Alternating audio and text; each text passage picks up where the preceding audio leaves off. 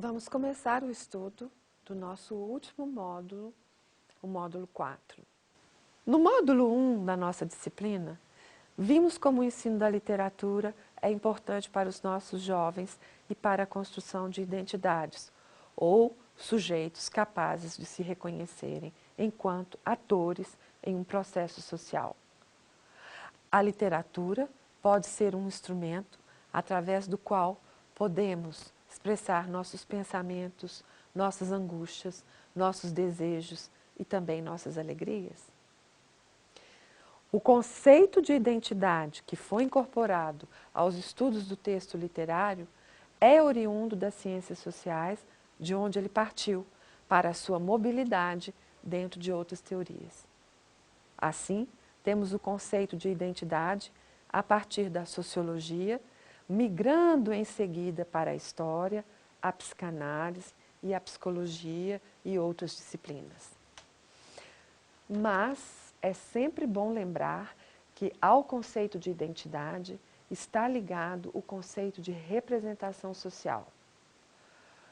Em suma, o conceito de identidade que nasce com a sociologia depois se estabelecerá nas outras áreas, fruto da interdisciplinaridade característica de nosso tempo.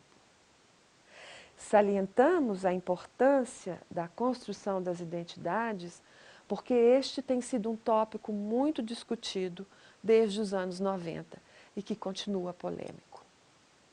Isso ficará mais claro agora neste módulo 4, quando estudaremos então literatura, memória e ciências sociais.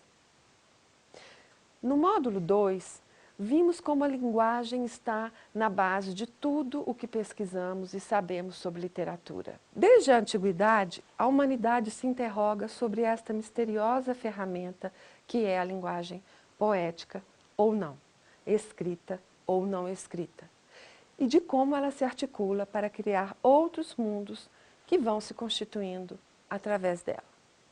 Se pensarmos nas viagens espaciais e nos projetos futuros de estações espaciais, devemos nos lembrar que tudo isso começou com a linguagem matemática, ou não, e que através de um longo processo de evolução, o ser humano foi capaz de elaborar sofisticadas e complexas linguagens capazes de construir naves para viagens interestelares.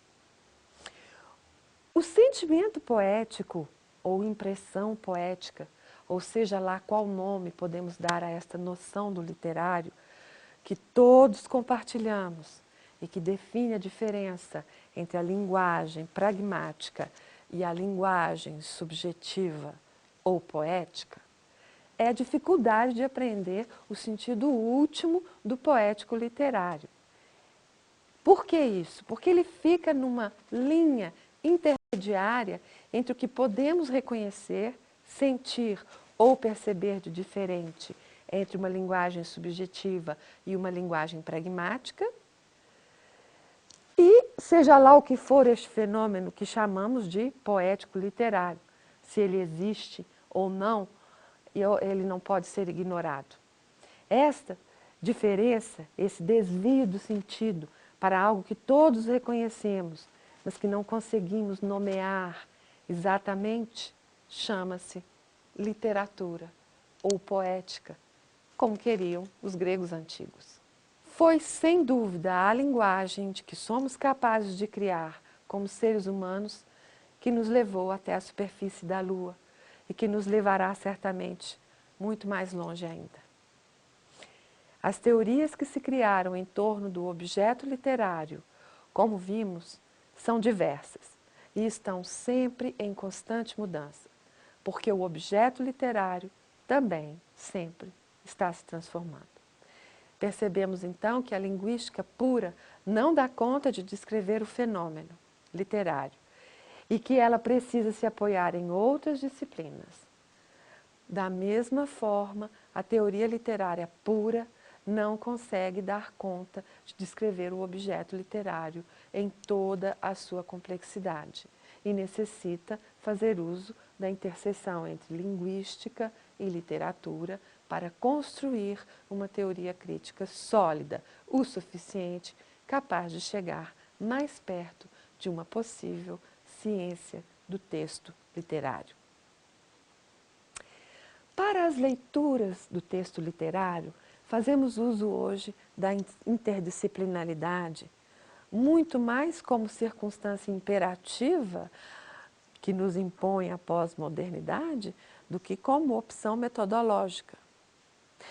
No caso dos estudos literários, esta interdisciplinaridade está, num primeiro momento, circunscrita às ciências humanas, para seguir em direção a uma transdisciplinaridade pós-moderna, com a linguagem sendo estudada do ponto de vista evolutivo, portanto, biológico. Os avanços das ciências biológicas promoveram a interseção da neurologia e estudos da cognição, resultando em um mapeamento do cérebro que está apenas começando. As novas inteligências artificiais estão nos indicando um caminho futurista não muito longe de nós. Mas, do ponto de vista interdisciplinar ou transdisciplinar, de qualquer forma, não podemos pensar literatura sem pensarmos em sociedades e nas complexas redes que elas organizam. É somente através de uma intensa rede semiótica que podemos constituir alguma narratividade, ou seja, alguma existência de alguma coisa para além de nós mesmos. É somente através de uma troca semiótica que se dá a comunicação, sem a qual também não poderíamos falar de literatura. Sempre que se escreve ou se narra, é porque existe uma intenção de comunicar algo a alguém. Isto faz de nós seres sociais e também simbólicos, capazes de gerar semiótica todo o tempo e de compartilhar com outros demais uma mensagem ou uma narrativa. Também mencionamos durante o curso o caráter geral da literatura, que é de ser narrativa ou narratividade, ou seja, tudo que se comunica pragmaticamente ou poeticamente se comunica através de uma narrativa mínima ou média ou extensa. Seguindo na senda evolutiva, encontramos uma proposta para a disseminação das línguas no planeta, apresentada pelo Grupo Internacional do Paradigma da Continuidade Paleolítica, que reúne diversos pesquisadores em diferentes universidades espalhadas pelo mundo, entre Europa e Américas. Trata-se de um novo paradigma para arqueologia, linguística e literatura, que já mencionamos no primeiro módulo e que pode ser consultado no site do Grupo de Trabalho Interinstitucional, Continuitas.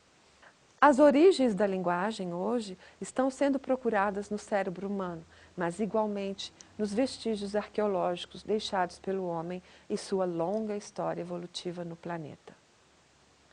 A obra do mestre Mário Alinei, fruto de uma vida dedicada à linguística histórica, nos deixa perceber quanto o fluxo de línguas é antigo e perene e vislumbrar, mesmo que do nossa humilde condição de bilíngues apenas, o quanto milhares de línguas já existiram e ainda virão a existir no planeta. Desta diversidade de línguas, nasceram também as diversidades culturais, as diferenças, as similitudes, as oposições, os paralelos, os conflitos, os tempos de paz e os tempos de guerra que cada sociedade vive em um determinado contexto histórico. Estamos a tal ponto submergidos pela linguagem que as novas metodologias de pesquisa que compõem as disciplinas das ciências da educação estão se voltando para a pesquisa narrativa como abordagem metodológica. Isso vai de encontro ao nosso objetivo nesse último módulo do nosso curso, que é o de apontar a necessidade de uma ressignificação do ensino de literatura nas escolas, de maneira que as identidades ou as experiências individuais possam se expressar, auxiliando o professor a construir um espaço de reflexão e aprendizado para a vida através dos textos literários, e o que não é nenhuma ideia nova, mas válida eternamente.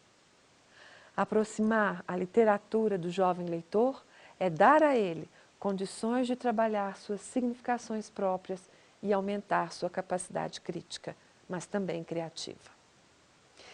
A interdisciplinaridade entre literatura e antropologia aproxima o homem comum do autor consagrado, assim como as metodologias de pesquisa que utilizam a narratividade como ferramenta e que aproximam o objeto de seu pesquisador, ou seja, no caso da antropologia e literatura, o homem e seus múltiplos significados. Eu espero que vocês tenham gostado da nossa aventura.